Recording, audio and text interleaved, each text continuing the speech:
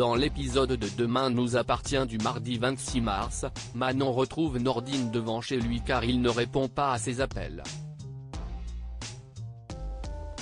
Malgré la tendresse de la jeune femme, le policier est très froid et se montre même désagréable avec son ex. Au commissariat, Aurore et Sarah parviennent à localiser Patrice, l'homme de main de Myriam Becker. Les deux femmes retrouvent sa voiture avec le moteur encore chaud. Patrice sort d'un bâtiment et tire sur Aurore. La policière s'évanouit. Sarah tire sur Patrice, à la jambe. Au spoon, Nathan est au fond du gouffre. Il se sent coupable de ce qui est arrivé à Valentine. Bruno tente de rassurer son fils.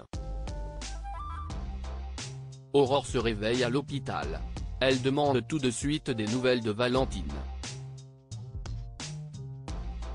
William lui apprend que la jeune femme est en vie et que, de son côté, elle a eu beaucoup de chance car la balle a frôlé le cœur. Dans une autre chambre, Sarah interroge Valentine et lui apprend que la mallette contenant les preuves contre Myriam a été envoyée au juge. Nathan débarque et prend Valentine dans ses bras. Ils s'embrassent. Plus tard, Martin révèle à Sarah que Patrice s'est mis à table.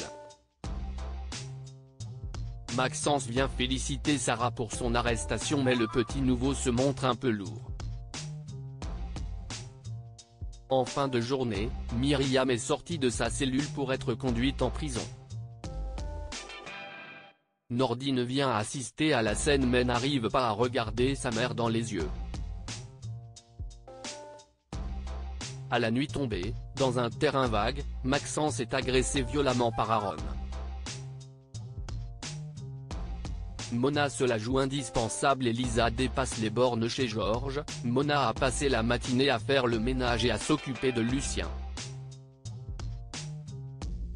Elle a même préparé un petit déjeuner à son fils. De retour au spoon, Mona révèle à Audrey qu'elle a trouvé une nouvelle locataire pour son appartement afin de s'installer chez son fils. Dans le même temps, Georges fait une belle déclaration d'amour à son fils. En fin de journée, Mona débarque à l'improviste chez Georges. Elle se propose de s'occuper de Lucien, cette nuit. Au lycée, Lisa vient voir la professeure d'Abel pour comprendre la mauvaise note au devoir qu'elle avait fait pour sa sœur. Prado ne veut rien savoir et l'attitude de Lisa place Abel dans un profond malaise. Plus tard, la lycéenne s'amuse de la situation avec Adam qui lui conseille d'aller s'excuser auprès de Prado. Cette dernière se confie à Étienne. Si est-il le moment que choisit Abel pour venir présenter des excuses au nom de sa sœur. La professeure se montre insultante envers Lisa, ce qui a le don de mettre en colère la lycéenne. Étienne décide alors d'intervenir pour mettre fin à la discussion. En fin de journée, Lisa s'excuse auprès de sa petite sœur.